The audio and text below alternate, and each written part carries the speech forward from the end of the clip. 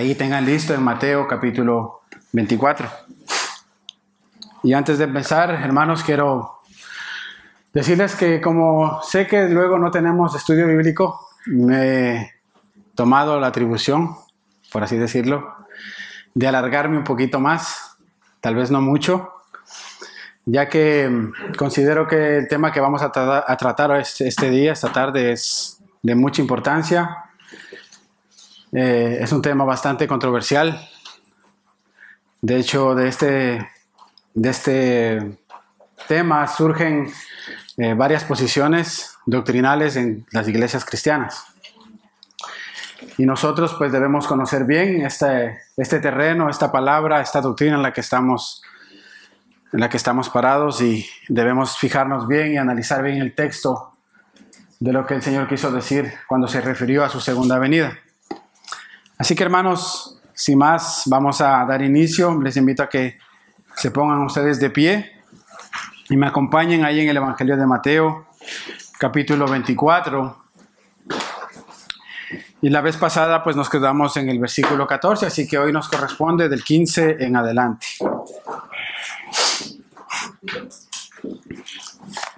Mateo 24, capítulo 15, dice así la palabra de Dios. Por tanto, cuando veáis en el lugar santo la abominación desoladora de la que habló el profeta Daniel, el que lea entienda, entonces los que estén en Judea huyan a los montes. El que está en la azotea no descienda para tomar algo de su casa, y el que esté en el campo no vuelva atrás para tomar su capa. Porque hay de las que estén encintas y de las que críen en aquellos días. Orad pues, que vuestra huida no sea en invierno, ni en día de reposo. Porque habrá entonces gran tribulación, cual no la ha habido desde el principio del mundo hasta ahora, ni la habrá. Y si aquellos días no fuesen acortados, nadie sería salvo. Mas por causa de los escogidos, aquellos días serán acortados. Entonces, si algunos dijere, mirad, aquí está el Cristo, o mirad, allí está, no le creáis. Porque se levantarán falsos cristos y falsos profetas, y harán grandes señales y prodigios de tal manera que engañarán, si fuere posible, aún a los escogidos.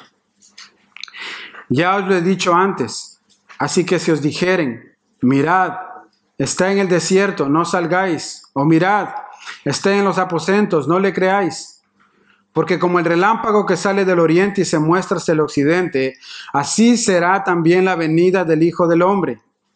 Porque donde quiera que estuviera el cuerpo muerto, allí se juntarán las águilas.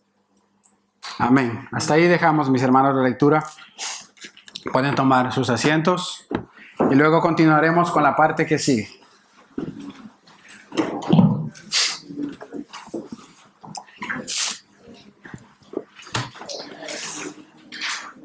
Bien, mis hermanos, la semana pasada empezamos a estudiar, como ya dijimos, este pasaje de Mateo, y la porción que tocamos es conocida como el discurso del Monte de los Olivos. Muchas en sus Biblias tienen ese título, ¿verdad? El discurso del Monte de los Olivos, por el lugar donde Jesús comenzó a decir todas estas cosas que nosotros venimos de leer. Según los estudiosos, hermanos, nosotros en el pasaje nos encontramos en la semana de la Pasión. ¿Recuerdan? Estamos en la semana de la Pasión, quedan pocos días para la crucifixión de Jesucristo, y los discípulos, mis hermanos, están perplejos, están dudosos y tienen inquietudes por algunas de las cosas que Jesús les había estado diciendo en este discurso del monte con respecto a la destrucción del templo y de Jerusalén, con respecto al futuro que a ellos les deparaba el futuro. Jesús entonces, hermanos, venía anunciando que Jerusalén sería destruida, y por cuanto el templo también no quedaría piedra sobre piedra de aquel lugar.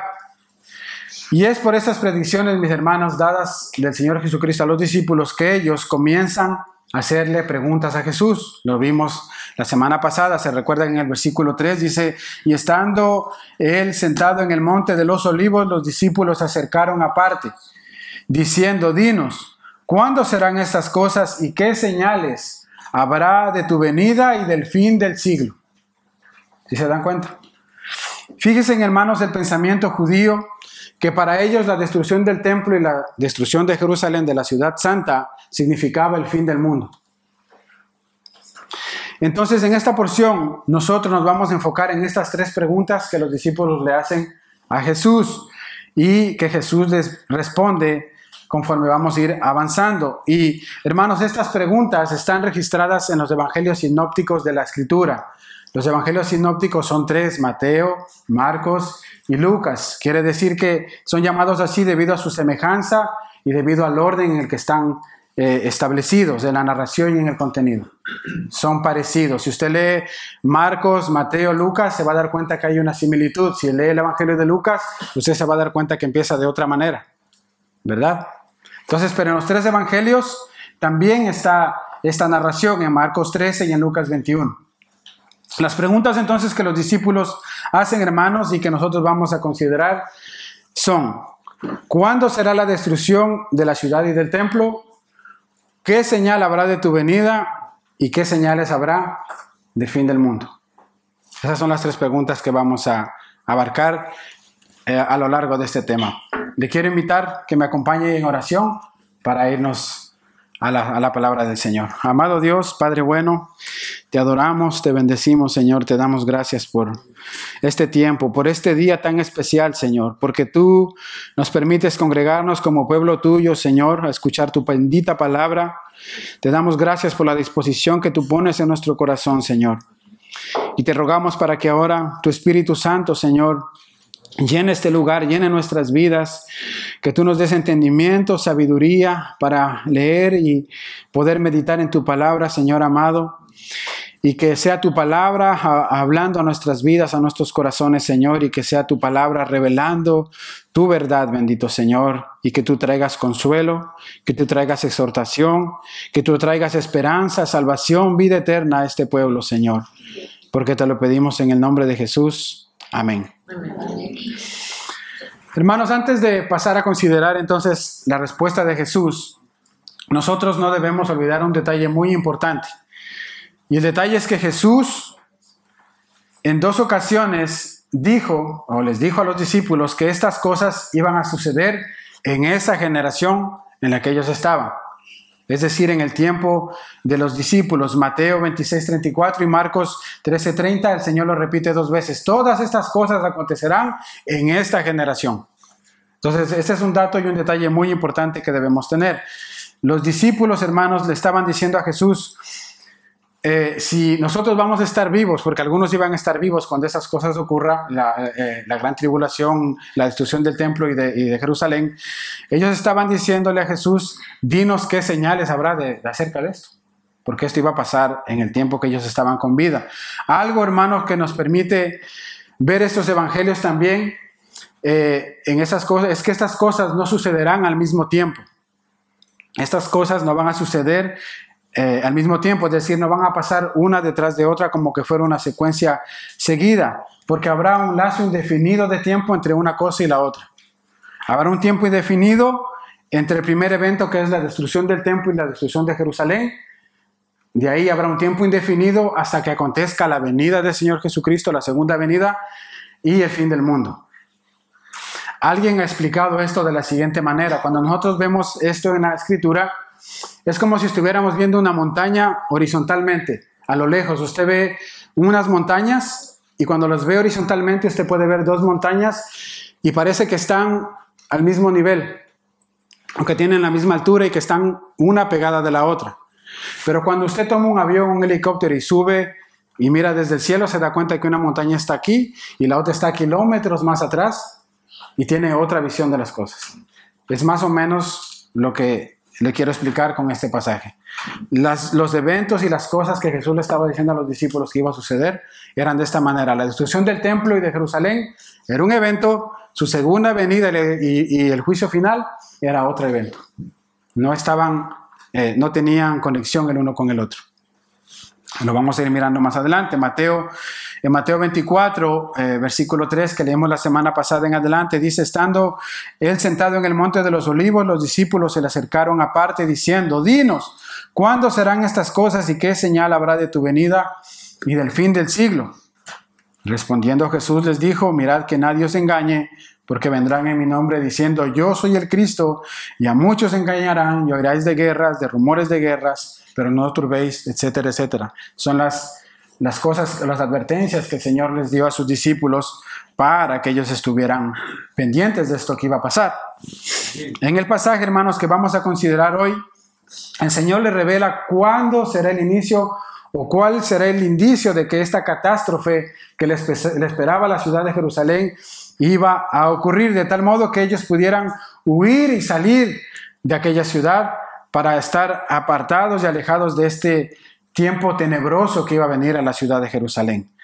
En ese sentido, hermanos, entonces el Señor en este pasaje no nos está complaciendo a nosotros o descifrando el futuro de las cosas que van a suceder, sino que el enfoque principal del Señor Jesús es advertirle a sus discípulos las cosas que van a acontecer para que ellos tengan cuidado y sepan escuchar las directrices que el Señor les da.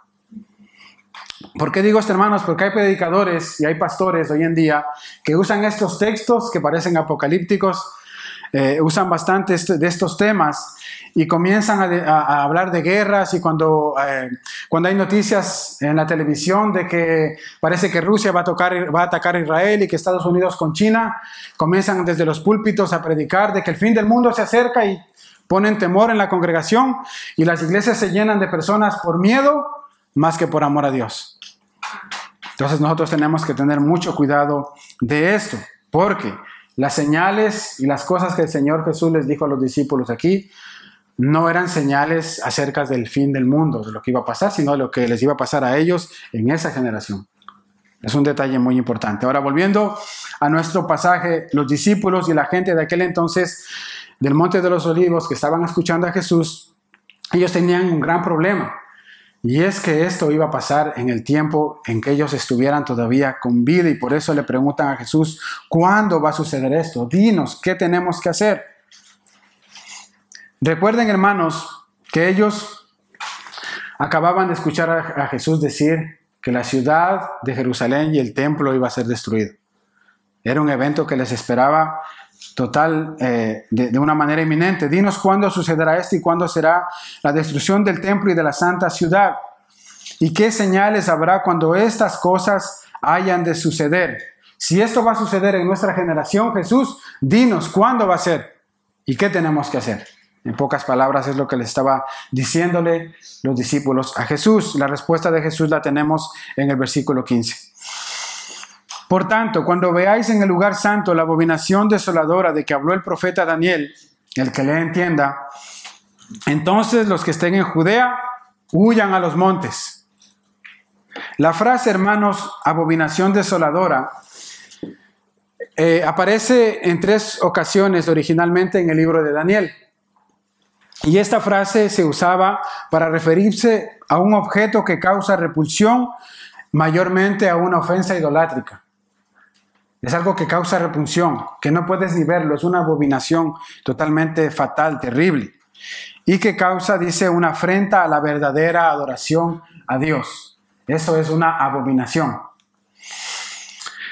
Y como les decía antes, en el libro de Daniel, en el capítulo 9 y en el capítulo 12, esta expresión se usa en 3 ocasiones para referirse al rey de Siria llamado Antíoco Epífanes, que en el año 168 a.C. vino y conquistó, atacó la ciudad de Jerusalén y colocó en la entrada del templo una imagen de Zeus, que era el dios de los griegos. Ahí fue donde este hombre profanó el lugar santo, puso esta imagen de Zeus en la entrada, y dicen los historiadores, el historiador Flavio Josefo, que este hombre hizo un sacrificio de un cerdo, de una cerda en el altar. Y ustedes saben que para los judíos el cerdo es un animal inmundo. Entonces se da cuenta de lo que está diciendo Daniel, la abominación desoladora. Cuando venga la abominación desoladora, era eso.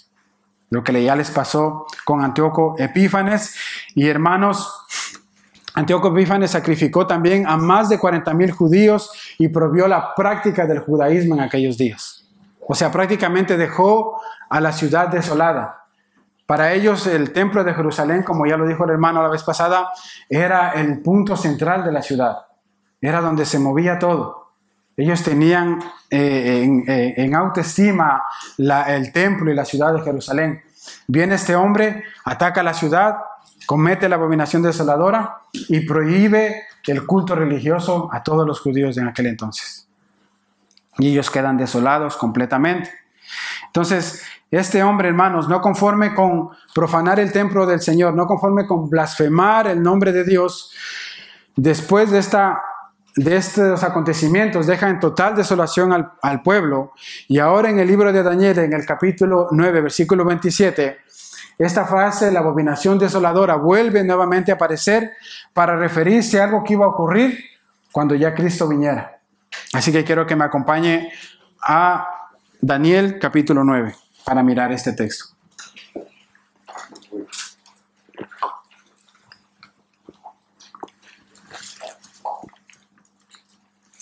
Daniel capítulo 9, y vamos a leer desde el versículo 25 al 27 para tener un poco de contexto.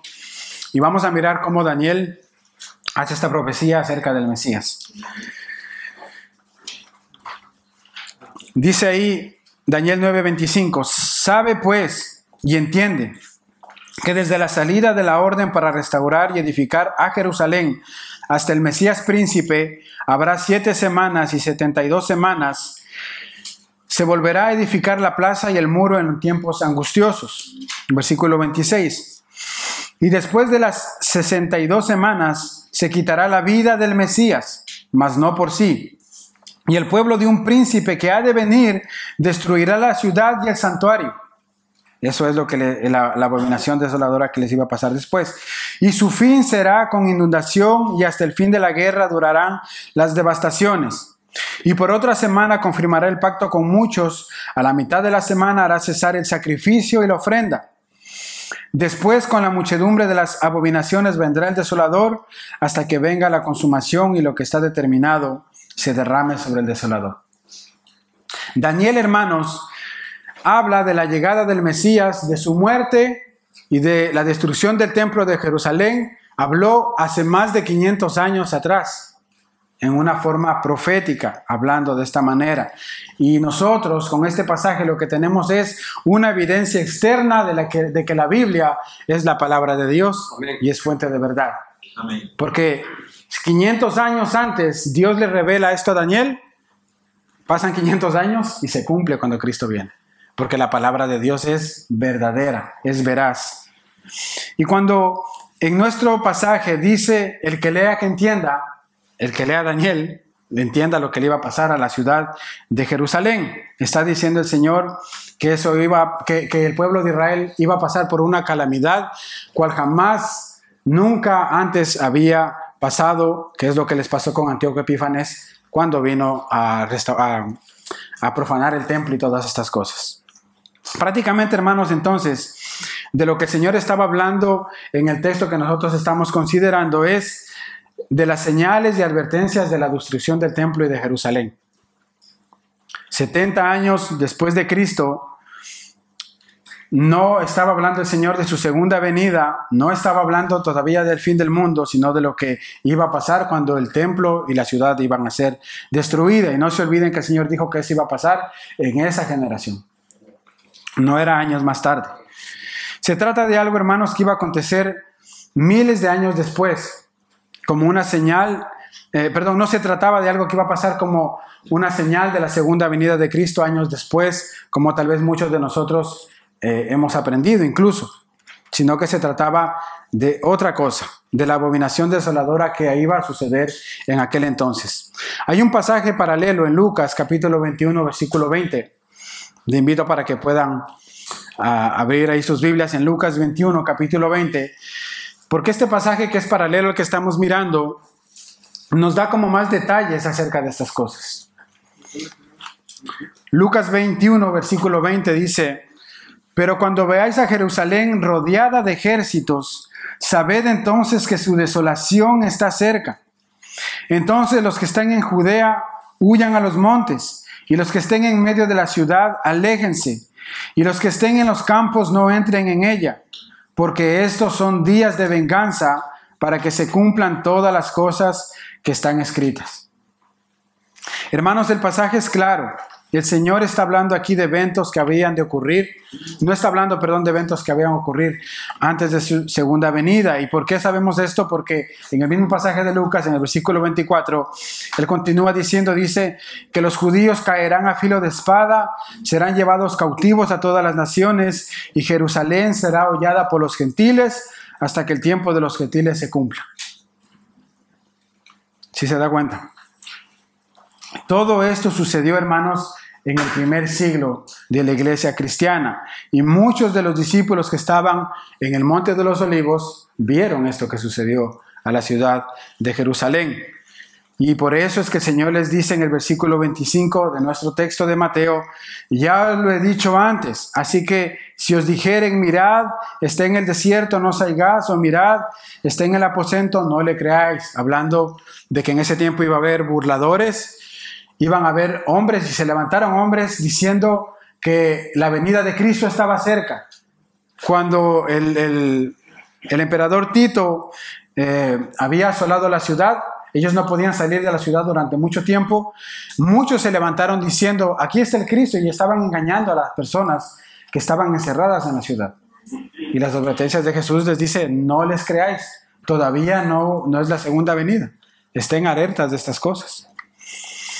Tito, hermanos, el hijo del emperador Vespasiano, atacó la ciudad de Jerusalén en abril del año 70 después de Cristo.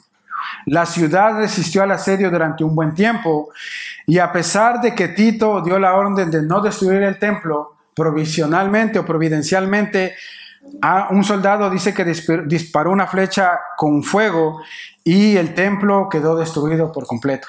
Se quemó totalmente, tal y como lo había predicho Daniel 500 años antes. Para el 24 de julio los romanos capturan la fortaleza Antonia.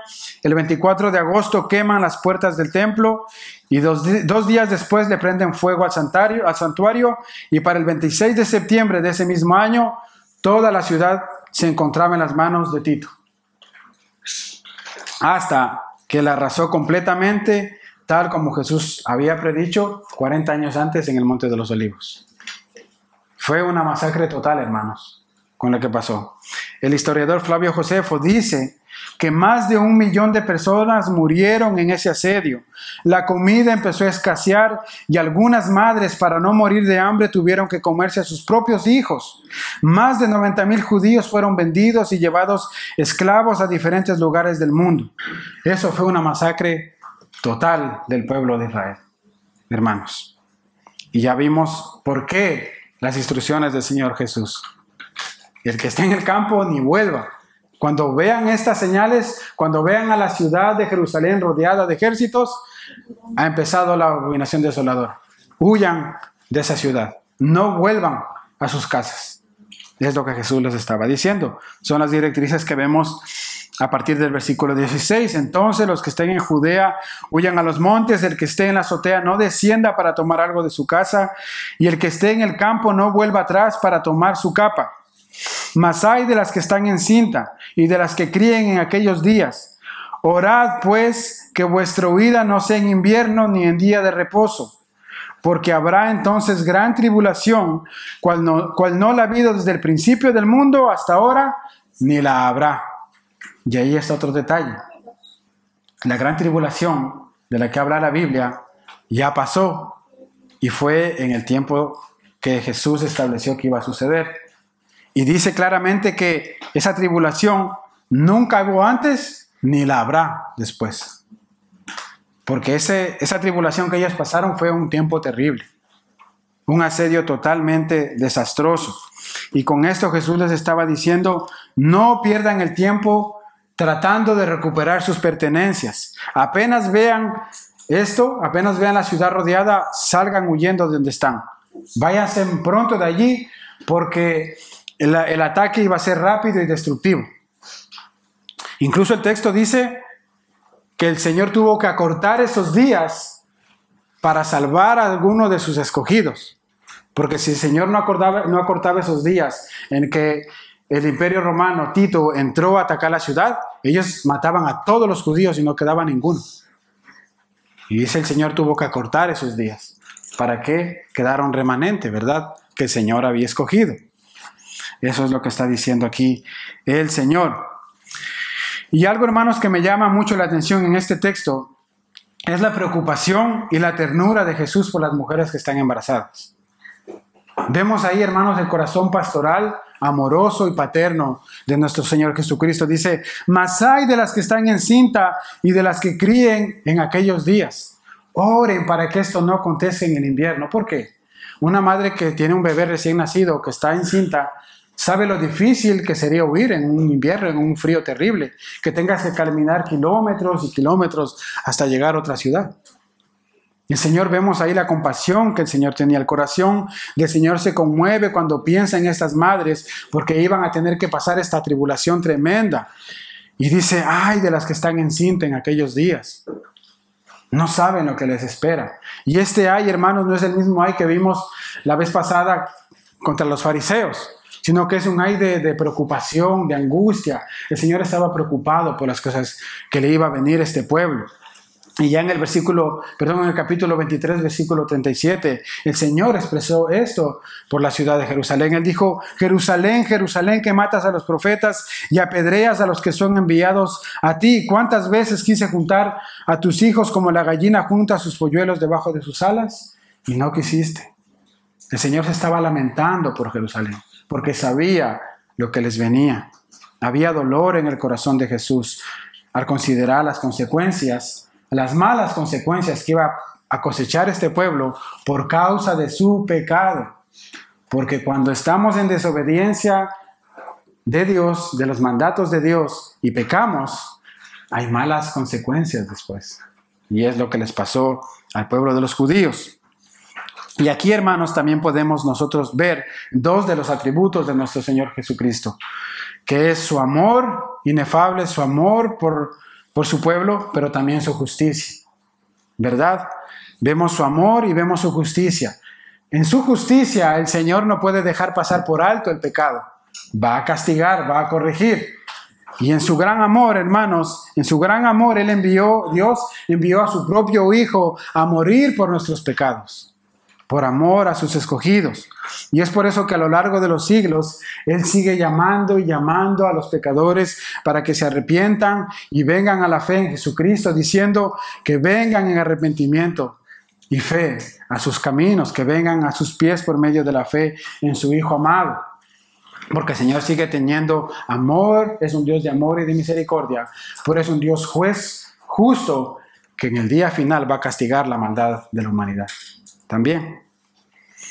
Hoy es el día de salvación, y si tú estás hoy aquí y todavía no tienes a Jesús, jóvenes que están aquí, niños que están aquí, adultos que todavía no han dado su vida al Señor, hoy es el día de salvación.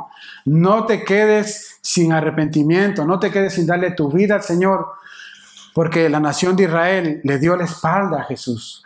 No aceptaron lo que Jesús les venía a dar. A los suyos vino y los suyos no le recibieron. El Señor predicó del arrepentimiento, predicó de la venida del reino, y ellos no quisieron escuchar. Y si tú estás hoy día aquí y tienes la oportunidad de escuchar el Evangelio, no pierdas la oportunidad y ven al Señor, porque todas estas cosas, la destrucción del templo y todas estas cosas terribles, no son nada comparadas con lo que le vendrá a este mundo en el final de los tiempos. Siguiendo, hermanos, con nuestro texto, lo que en aquellos días fue algo terrible, fue algo que nunca sucedió, como ya lo vimos, y nunca sucederá después, jamás. Eso lo dijo el Señor en el versículo 21, porque habrá entonces gran tribulación, cual no la ha habido desde el principio del mundo hasta ahora, ni la habrá. La destrucción, hermanos, de la ciudad y del templo fueron una señal visible de que Dios abandonó completamente a la ciudad de Israel. Dios abandonó a todos los judíos a causa de su pecado. La viña le será quitada a los labradores y los labradores serán destruidos, y Dios le dará la viña a otros que van a producir frutos en ella. ¿Se acuerdan de esa parábola? Es lo que el Señor estaba haciendo aquí con la ciudad o la nación de Israel. Específicamente en Jerusalén. Fue un momento sumamente devastador, fue un momento sumamente terrible, pero lo más terrible que ellos pudieron pasar es justamente que Dios les dio la espalda por completo. Dios les dio completamente la espalda a Jesús. Días antes, o un día antes, estaba en el templo, ¿se acuerdan? Fue allí, estuvo predicando el evangelio del reino, ellos lo rechazaron, y el Señor lo que hace es irse, y ahora se sube al monte, y del monte de los olivos, observando la ciudad de Jerusalén, comienza a decir todas estas cosas, lo que iba a pasar. Pero cuando leemos los textos, el Señor ya no volvió otra vez a entrar allí, porque el Señor se apartó de ellos. Como Dios se apartó, los abandonó, los dejó, por ellos haber negado a su Hijo Jesucristo. Ahora, antes de pasar a considerar nuestro siguiente punto, hermanos, no debemos olvidar que esta tribulación pasaron los judíos y que esto fue el inicio de una situación de mucha calamidad que el pueblo de Israel tuvo que pasar, pero que van a seguir pasando hasta la segunda venida de Cristo. Mire lo que dice Lucas, capítulo 21 nuevamente. Este texto es muy importante y es una clave para que nosotros podamos entender todo esto que estamos hablando. Lucas, capítulo 21, versículo 21. Entonces, los que estén en Judea huyan a los montes, los que estén en medio de la ciudad, aléjense, y los que estén en los campos no entren en ella, porque estos son días de venganza para que se cumplan todas las cosas que están escritas. Mas hay de las que estén encinta, de las que estén criando en aquellos días, porque habrá gran calamidad sobre la tierra e ira para este pueblo. Caerán a filo de espada y serán llevados cautivos a todas las naciones. Jerusalén será pisoteada por los gentiles hasta que el tiempo de los gentiles se cumpla. Y cuando el tiempo de los gentiles se cumpla, entonces viene el fin del mundo. Y viene la segunda venida de Cristo. Recuerden, hermanos, que para los discípulos la destrucción del templo y de Jerusalén era eventos que tenían que suceder antes del final de los tiempos, antes del fin del mundo y de la segunda venida de Cristo. Pero lo que el Señor hace en el Monte de los Olivos es decirle, no es como ustedes están pensando. Estos eventos tienen un tiempo distinto de cumplirse. ¿Qué señales habrá de tu venida? ¿Se recuerdan la pregunta? ¿Qué señales habrá de tu venida?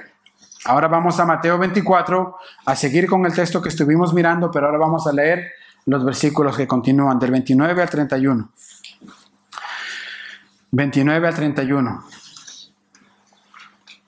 Mateo 24, 29 dice, pero inmediatamente después de la tribulación de esos días, el sol se oscurecerá, la luna no dará su luz, las estrellas caerán del cielo y las potencias de los cielos serán sacudidas. Entonces aparecerá en el cielo la señal del Hijo del Hombre, y todas las tribus de la tierra harán duelo y verán al Hijo del Hombre que viene sobre las nubes del cielo con poder y gran gloria. Y él enviará a sus ángeles con una gran trompeta y reunirán a sus escogidos de los cuatro vientos, desde un extremo de los cielos hasta el otro. Ya pudimos notar, hermanos, cómo ninguna de las señales de las que habló Jesús era un indicativo de la segunda venida de Cristo. Hermanos, desde que el Señor ascendió a los cielos hasta su segunda venida, han aparecido falsos cristos, falsos profetas, falsos mesías, se han producido conflictos, guerras, rumores de guerras, ha habido hambrunas, pestes y todo este tipo de cosas. Pero ninguna de esas cosas son señal de que el Señor ya está por venir. Eso es muy evidente en los textos que vimos. Señor, ¿qué señal habrá de tu venida? Preguntaron a los discípulos. ¿Cuál fue la respuesta de Jesús? ¿O cuál es la respuesta que vemos en la Escritura? Nadie sabe. No habrá ninguna señal. No habrá una señal que anuncie la segunda venida de Cristo. Nadie puede decir, faltan 5 años, faltan 10 años, el Señor viene en el 2021, en el 2022, nadie puede saberlo. Ahora, antes de profundizar en este tema, hermanos, de la segunda venida de Cristo, nosotros como plantadores o líderes de esta iglesia, Carlos, Abel y yo, somos muy conscientes de que no todos interpretan este pasaje de la misma manera. Somos muy conscientes de esto. Porque la mayoría de los que están aquí, como dije al inicio, hemos sido enseñados de otra manera en lo que se refiere a este asunto de la segunda venida de Cristo.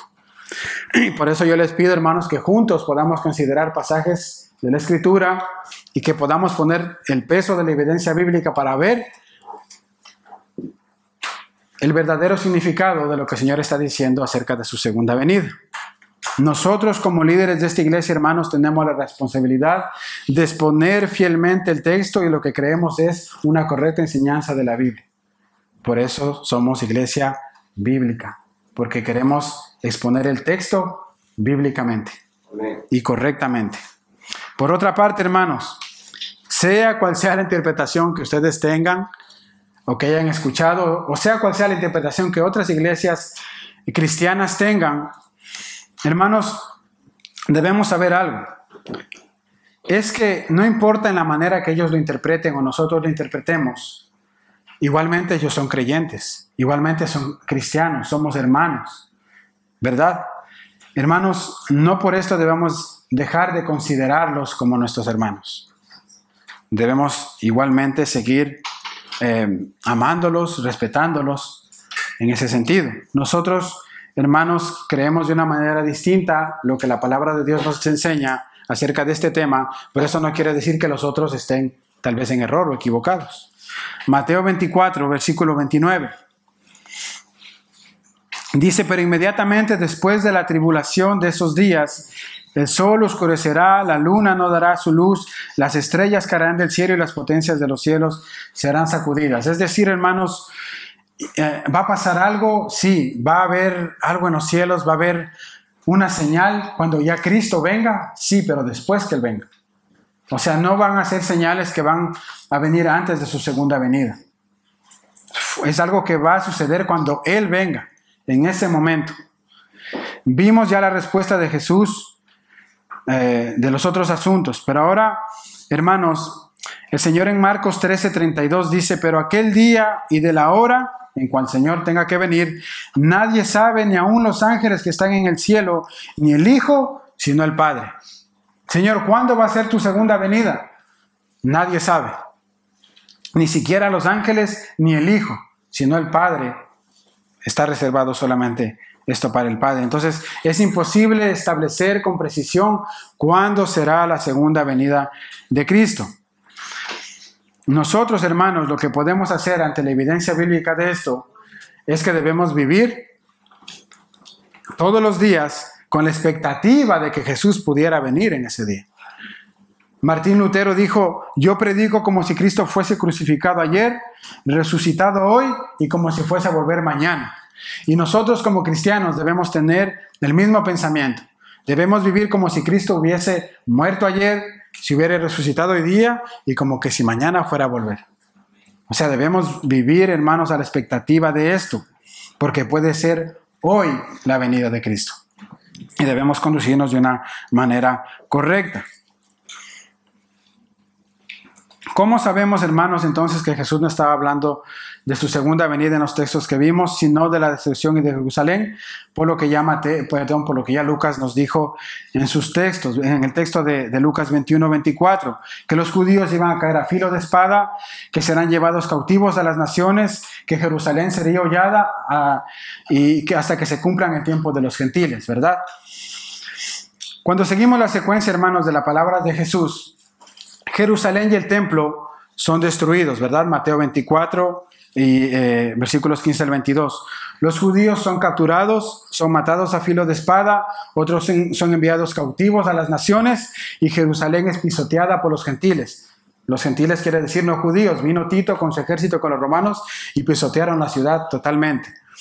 Pero dice ahí, hasta que el tiempo de los gentiles se cumpla. ¿Y qué quiere decir esto con la palabra de Dios? Los tiempos de los gentiles, hermanos, son el tiempo en que todos los escogidos de Dios de toda tribu, lengua y nación de otras ciudades se van a convertir al Evangelio. Es en eso a lo que se refiere Lucas en este texto, hasta que el tiempo de los gentiles, es decir, hasta que todos aquellos que Dios escogió desde antes de la fundación del mundo vengan al conocimiento y a la fe en Cristo, hasta ese entonces el Señor no va a venir. Pero una vez pase este tiempo, que está determinado y está en la mente solamente de Dios, solamente Dios lo sabe, entonces vendrá la segunda venida de Cristo. Hermanos, nosotros, por evidencia de la Biblia, creemos que la segunda venida de Cristo se va a producir una sola vez y que luego de esto será el fin del mundo. Acompáñenme a ver una parábola que nos ilustra esto, hermanos. Según los estudiosos, se cree que esta parábola que vamos a mirar ahora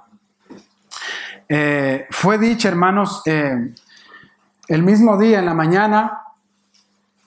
mañana que Jesús se fue y se sentó en el Monte de los Olivos. O sea, Jesús da esta parábola en la mañana y en la tarde el Señor describe todo lo que iba a pasar al pueblo de Israel, y entonces el Señor se va al Monte de los Olivos, que es la parábola de la viña, perdón. Dice, escuchen otra parábola.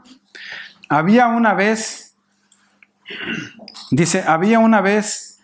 un hacendado que plantó una viña y la cercó con un muro, y clavó en ella un lagar y edificó una torre, y arrendó a unos labradores y se fue de viaje. Aquí está hablando, hermanos, en esta parábola del hacendado, está hablando de Dios, está hablando del mundo, y está diciendo que él plantó una viña y la cercó con un muro y la arrendó a unos labradores. Estos labradores son los religiosos del pueblo de Israel. Y dice, y el dueño se fue de viaje. Cuando se acercó el tiempo de la cosecha, envió sus siervos a los labradores para recibir sus frutos. Esos siervos son los profetas, los apóstoles que el Señor envió una y otra vez al pueblo para recibir los frutos. Pero los labradores, tomando a los siervos, a unos lo golpearon, a otros lo mataron y a otros los apedrearon. Volviendo a mandar a otro grupo de siervos, mayor que el primero, les hicieron lo mismo. Finalmente les envió a su hijo diciendo, respetarán a mi hijo, hablando de Jesús. Pero cuando los labradores vieron al hijo, dijeron entre sí, este es el heredero, vengan, matémoslo y apoderémonos de su heredad. Y echándole mano, lo arrojaron fuera de la viña y lo mataron.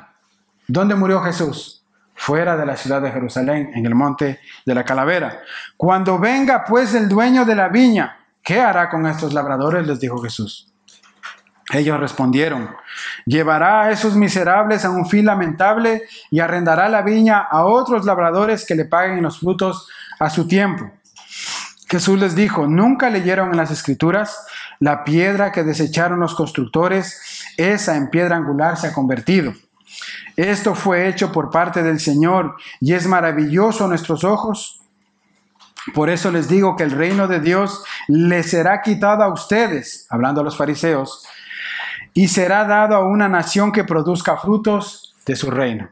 Ahí está hablando de los gentiles, porque antes de Jesús, los privilegios de la ley, los privilegios de los sacrificios y todas las cosas estas tenían solamente los judíos.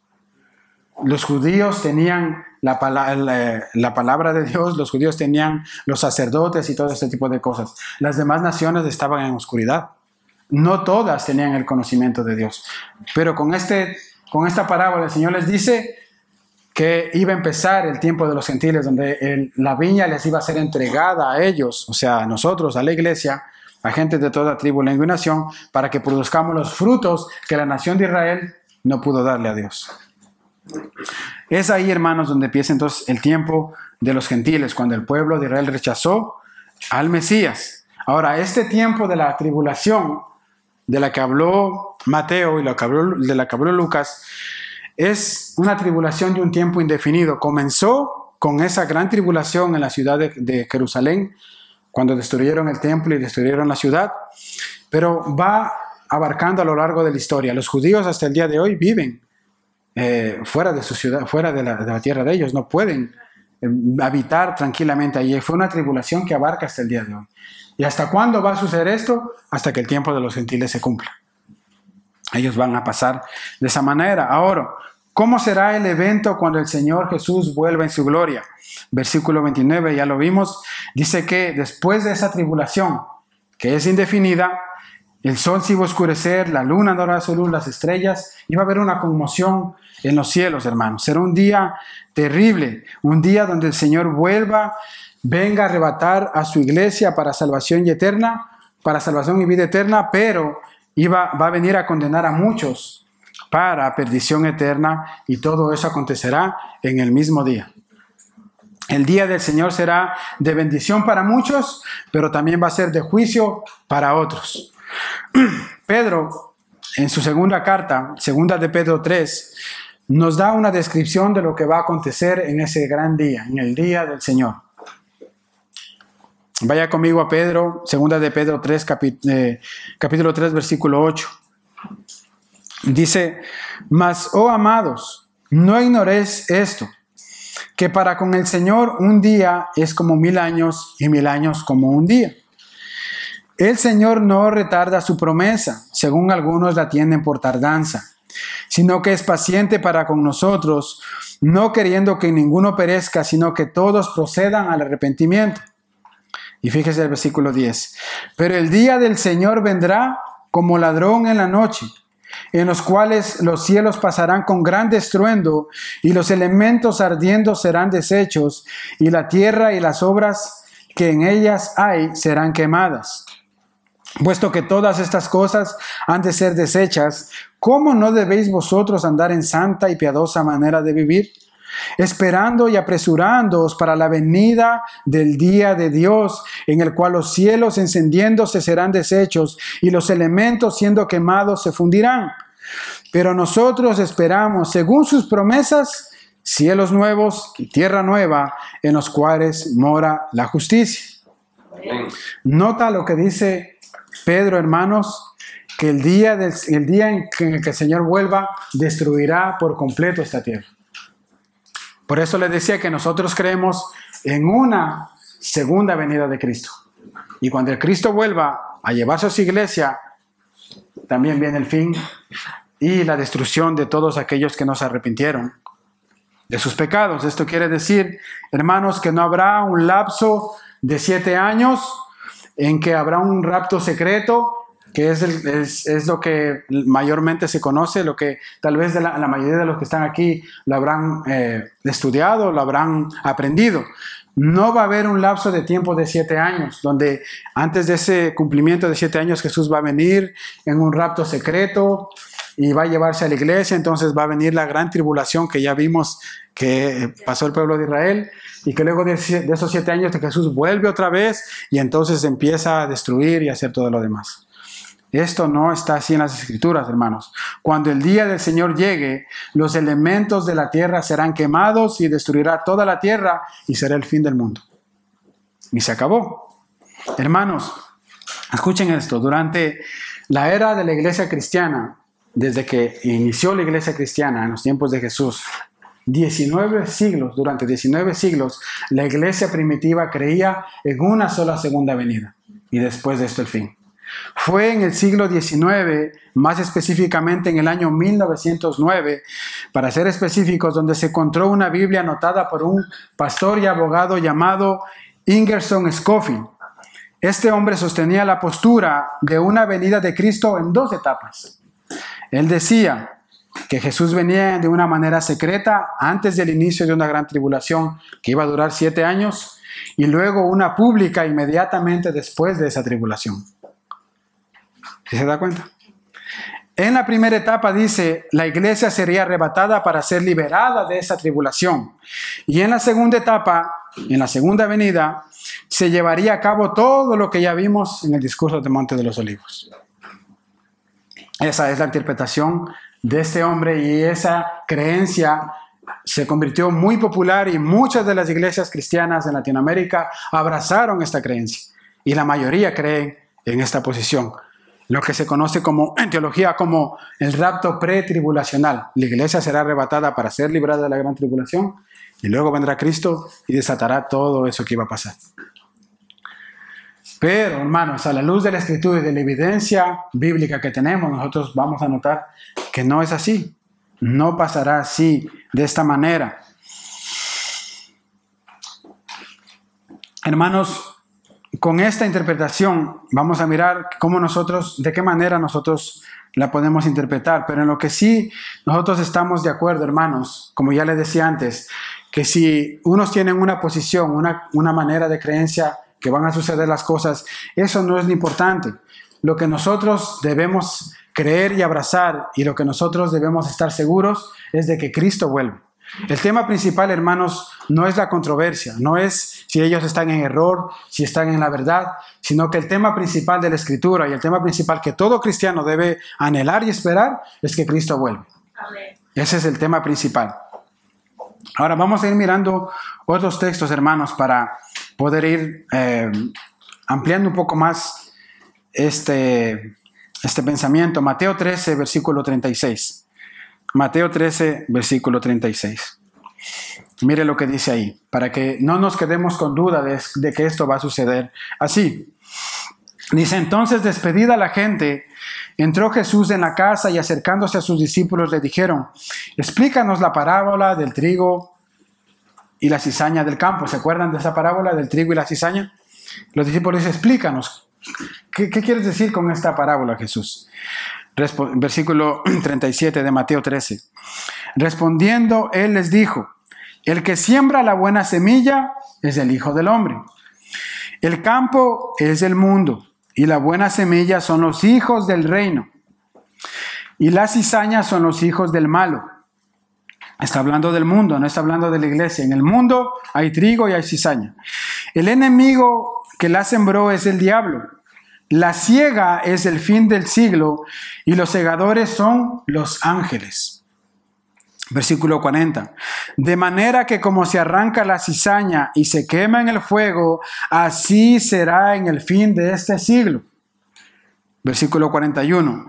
Enviará el Hijo del Hombre a sus ángeles y recogerán de su reino a todos los que sirven de tropiezo y a los que hacen iniquidad, y los echarán en el horno de fuego.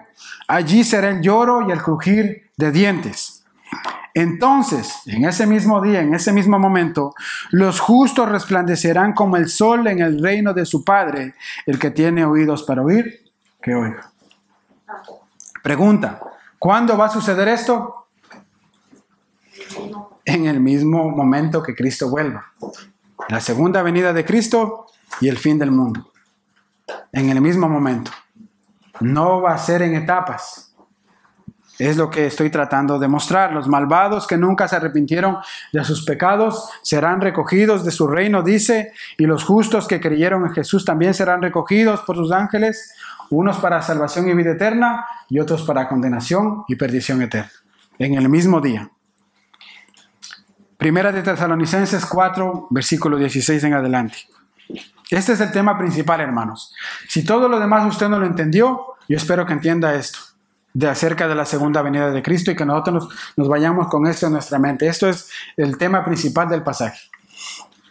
Primera de Tesalonicenses 4, versículo 16 en adelante. Porque el Señor mismo, con voz de mando, con voz de arcángel y con trompeta de Dios, descenderá del cielo y los muertos en Cristo resucitarán primero. Luego nosotros, los que vivimos, los que hayamos quedado, seremos arrebatados juntamente con ellos en las nubes para recibir al Señor en el aire. Así estaremos siempre con el Señor. Por tanto, alentaos los unos a los otros con estas palabras. La segunda venida de Cristo es eminente. El Señor va a venir, va a llevarse a su pueblo, la iglesia será arrebatada. Eso es verdad. Pero también, en consecuencia de eso, vendrá el fin del mundo. Primera de Tesalonicenses 5, versículos del 1 al 3. Pero acerca de los tiempos y de las ocasiones, no tenéis necesidad, hermanos, de que yo os escriba, dice el apóstol Pablo. Porque vosotros sabéis perfectamente que el día del Señor vendrá así como ladrón en la noche. Que cuando digan paz y seguridad, entonces vendrá sobre ellos destrucción repentina, como los dolores de una mujer encinta, y no escaparán. Cuando se refiere el texto aquí, que la venida del Señor será como ladrón en la noche, hermanos, se está refiriendo a que no sabes cuándo va a pasar. Un ladrón no te dice, voy a darte unas señales para que sepas cuándo voy a ir a robar a tu casa, ¿verdad que no? Viene y se mete y tú ni sabes cuándo pasó. Es en ese sentido que el Señor Jesús está diciendo, que Pablo, que Jesús vendrá como ladrón en la noche. Nadie va a saber cuándo va a pasar esto. ¿Y qué es lo que nosotros tenemos que hacer como cristianos? Estar preparados, estar alerta, estar velando para que el Señor nos encuentre purificados, sin mancha, sin arruga, cuando el Señor vuelva a llevarnos. Cuando leemos entonces este texto en su contexto, hermanos, nosotros no vemos ninguna venida en secreto, 7 años de tribulación, una segunda venida después. Eso no está en el texto. No lo vemos, por más que querramos darle vueltas aquí. Pablo está hablando de que el día del Señor, en que el Cristo vuelva, los muertos van a resucitar, los creyentes serán arrebatados y los impíos serán destruidos. Es lo que enseña la Escritura. Si tiene dudas, acompáñenme a 2 de Tesalonicenses, capítulo 1, versículo 6. Es muy importante, hermanos, que entendamos esto. 2 de Tesalonicenses, capítulo 1, versículo 6. Porque después de todo, es justo delante de Dios que Él pague con aflicción a quienes los afligen a ustedes. Pero que Él les dé alivio a ustedes que son afligidos y también a nosotros, cuando el Señor Jesús sea revelado desde el cielo con sus poderosos ángeles en llama de fuego, dando castigo a los que no conocen a Dios y a los que no obedecen al Evangelio de nuestro Señor Jesucristo. Estos sufrirán el castigo de eterna destrucción, excluidos de la presencia del Señor de la gloria y de su poder, cuando Él venga para ser glorificado en sus santos aquel día y para ser admirado entre todos los que han creído. En el día en que el Señor vuelva, los impíos serán destruidos y Él será admirado por sus santos, por aquellos que han creído. En el mismo día. ¿Sí entienden el punto, hermanos? Lo podemos ver. Esto sucederá en una sola vez. Y luego, obviamente, dice la Biblia que nosotros viviremos para siempre con Él en cielos nuevos y tierra nueva. Porque si el Señor va a deshacer este mundo caído y pecaminoso, lo va a fundir en fuego, el Señor va a hacer todo nuevo. Va a ser todo nuevo. Va a ser igual, pero todo nuevo como cuando era en el principio en el Edén. Nosotros estaremos en un cuerpo glorificado, ya no habrá más pecado, ya no habrá más llanto ni dolor, no habrá más lágrima y el Señor será nuestro sol de justicia. Esa es la esperanza que nos espera a nosotros como creyentes. Amén. Ahora, hermanos, ya para ir finalizando, por más controversial, como decía antes, que sean estos pasajes y las diferencias de posturas que puedan existir, nosotros no debemos enfocarnos en esas cosas. Nosotros, hermanos, debemos enfocarnos en el hecho de que Cristo vuelve. Esa es una esperanza, hermanos, desde el inicio de la iglesia hasta el día de hoy, que todo cristiano tiene en su corazón. Todos nosotros esperamos con ansias y con gloria la venida de nuestro Señor Jesucristo. Amén. Donde todas las cosas, todo el pecado, todo lo que nos hace sufrir, todo lo que hemos pasado se terminará. Y estaremos con el Señor para siempre. Y será momentos de gloria, será momentos de quietud, de paz, de calma. ¿Verdad? Esa es la esperanza que nosotros tenemos. Ahora, la pregunta entonces sería, mi hermano, ¿estás tú esperando esto? ¿Tienes tú puesta tu esperanza en estas cosas? ¿O las vanidades de este mundo ilusorio, todo lo que este mundo te ofrece han opacado en ti esta esperanza y ya te has olvidado de que Cristo puede volver este mismo día? ¿Cómo está tu vida delante de Dios? ¿Cuándo fue la última vez que tú te despertaste de tu cama y dijiste, podría ser hoy que Cristo vuelva? Voy a preparar mi corazón delante de Él. Voy a orar, voy a leer la Biblia, voy a congregarme, voy a consagrarme al Señor. ¿Cuándo fue la última vez que tú te despertaste de esta manera? Mire lo que dice Tito, capítulo 2, versículo 11. Ya vamos a ir terminando, hermanos. Porque la gracia de Dios se ha manifestado trayendo salvación a todos los hombres. Eso es verdad. Enseñándonos que negando la impiedad y los deseos mundanos, vivamos en este mundo sobria, justa y piadosamente, aguardando la esperanza bienaventurada y la manifestación de la gloria de nuestro gran Dios y Salvador Jesucristo. ¿Cómo debemos estar, hermanos, con esta esperanza bienaventurada?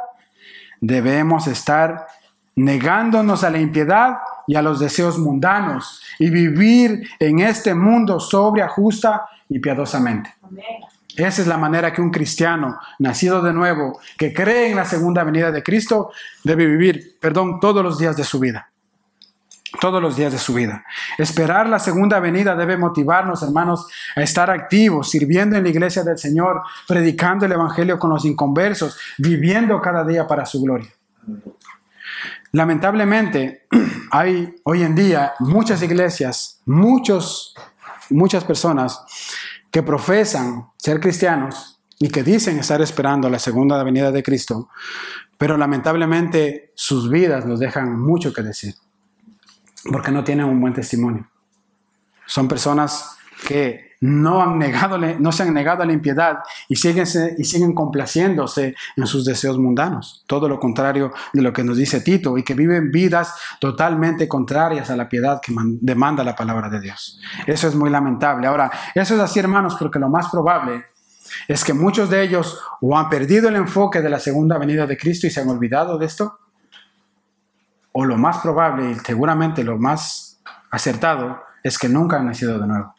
Es que verdaderamente no tienen a Cristo en su corazón y por eso aman más las cosas de este mundo que estar esperando esa esperanza gloriosa que tenemos como creyentes. Eso es lo más probable. Por eso, hermanos, es nuestra oración de que en estos días que vienen fiestas de Navidad, fiestas de fin de año, que tal vez te vayas a reunir con algunos de tus familiares que no son creyentes, no seas tentado a sus prácticas que antes tenían. Que no te pique los pies por bailar aquellas canciones antiguas que te van a traer viejos recuerdos. No, mi hermano, recuerda que el Señor puede venir en ese mismo momento y debe encontrarnos sin mancha y sin arruga. Debe encontrarnos en una vida piadosa y digna delante de Él. Oramos para que el Señor te guarde, que vivas aguardando la esperanza bienaventurada de su segunda venida. Amada Iglesia Bíblica, Dios soberano, ¿cómo estás tú aguardando esa venida? ¿Estás conduciéndote en el temor de Jehová? ¿Estás volviendo tu rostro cada día a Él? ¿Estás velando? ¿Estás orando? ¿Estás leyendo su palabra? ¿Cómo estás tú a la expectativa de la segunda venida de Cristo? ¿O todavía sigues envuelto en las vanidades ilusorias que este mundo te ofrece? ¿Cómo estás? Y ustedes, tal vez, como decía al principio, queridos amigos, amigas, jovencitos, personas que nos escuchan en YouTube, ¿qué pasará en aquel día que Cristo vuelva? ¿Serás recogido por sus santos ángeles para estar en su reino para siempre? ¿O serás escogidos con la cizaña y serás echado al fuego del lago y azufre, donde será el lloro y el crujir de dientes? ¿Qué es lo que te espera? Porque vendrá un fuego eterno. O hay fuego eterno o salvación eterna. No hay otra opción. Es lo que nos muestra la Escritura. No hay otra opción. Cristo vuelve para juicio o para salvación. Dios quiere, hermanos, que pueda usar este tiempo y estas palabras para tener convicción de pecado en nuestros corazones y que todos nos postremos delante de Dios, sabiendo que el Señor vuelve pronto y que Él quiere una iglesia santa y pura, sin mancha delante de Él. Oremos, hermanos. Amado Dios y Padre, te alabamos. Bendecimos tu nombre, Señor. Señor amado, primeramente nos acercamos a ti pidiéndote perdón por nuestros pecados. Señor, tú que conoces nuestro corazón, escudriña, Señor, nuestro corazón. Mira si en ellos hay caminos de perversidad y ayúdanos a apartarnos de ellos, Señor. No permitas que nuestra mirada se desvíe. No permitas, Señor amado, que esa esperanza gloriosa que tenemos quede opacada por las cosas de este mundo. No lo permitas, Señor. Ayúdanos como iglesia, Padre.